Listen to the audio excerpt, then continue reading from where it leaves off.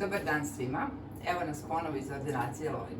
Ja sam doktorka Minja, a sa nama je danas naša pacijentkinja Ljiljana, koja će vam reći par reči kako je za nju bilo ovo iskustvo. Ljiljana je došla pre nekoliko meseci kod nas u ordinaciju, gore je nosila totalnu protezu.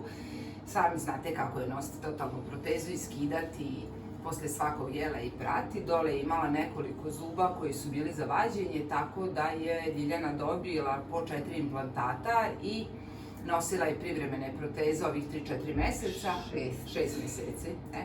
I sad smo uradili metalokeramiku, hibridne radove, takozvani all-on-4. Dobila je po 12 zuba u gornjoj i donjoj vilici, boju smo radili, šta smo na kraju izabrali, B1, jel tako? Da. Kažite mi kako ste došli do nas? Pa tražila sam ordinaciju u Novi Sad, pošto ja dođem u Novi Sad. I slučajno sam naletela na ženu koja je takođe iz Melbourna i pitala je na novosadski sajt da li neko preporučuje nekog zubara. I oni su rekli doktor Lovin. I onda sam vas pratila, sve sam pregledala, i posts, i komentare, i sve.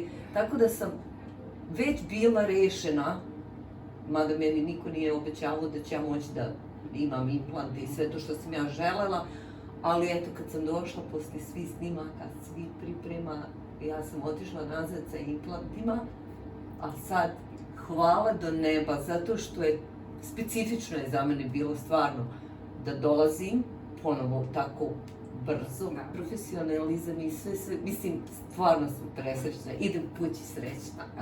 Baš mi je drago. Hvala vam. Ništa, pišite na doktor Lovin. Javite se ako želite neke informacije, tu smo da vam pomognemo. Vidimo se u Novom Sadu, pozdrav!